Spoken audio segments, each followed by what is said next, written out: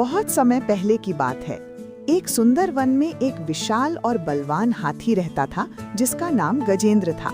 वो हाथियों का राजा था और अपने झुंड के साथ जंगल में सुख शांति से रहता था।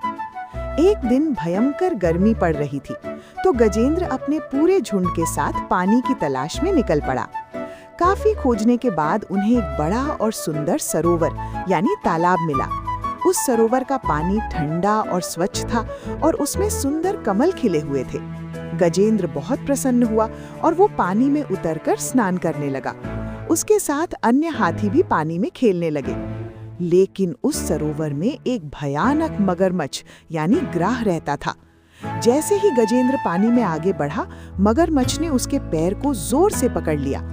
गजेंद्र ने पूरी ताकत लगाकर खुद को छुड़ाने की कोशिश की, लेकिन मगरमच्छ ने अपनी पकड़ और मजबूत कर ली।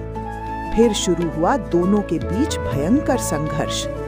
गज और ग्राही लड़े जल भीतर, यानी हाथी और मगरमच्छ पानी के अंदर लड़ने लगे। ये संघर्ष बहुत लंबे समय तक चलता रहा। कई दिन और रातें बीत गईं। धीरे धीरे गजेंद्र की ताकत कम होने लगी क्योंकि वो पानी में कमजोर पड़ रहा था, जबकि मगरमच्छ पानी में और शक्तिशाली होता जा रहा था। जब गजेंद्र को लगा कि अब वो अपनी शक्ति से नहीं बच सकता, तब उसने भगवान को याद किया। उसने अपनी सूंड से एक कमल का फूल तोड़ा और आकाश की ओर उठाकर भगवान विष्णु से प्रार्थना की, हे प्रभु, मुझे बचाइए, मैं आपकी शरण में हूँ। गजेंद्र की सच्ची भक्ति और पुकार सुनकर भगवान विष्णु तुरंत अपने वाहन गरुड़ पर सवार होकर वहां पहुंचे।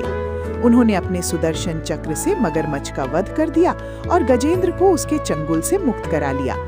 कहा जाता है कि वो मगरमच्छ भी अपने पिछले जन्म के श्राप से मुक्ति चाहता था और भगवान के हाथों मरकर उसे भी मोक्ष मिला।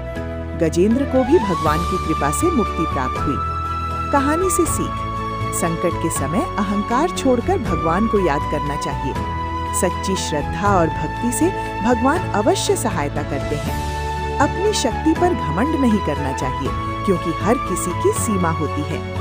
ये कथा हमें सिखाती है कि जब सभी रास्ते बंद हो जाएं, तब सच्चे मन से की गई प्रार्थना कभी व्यर्थ नहीं जाती।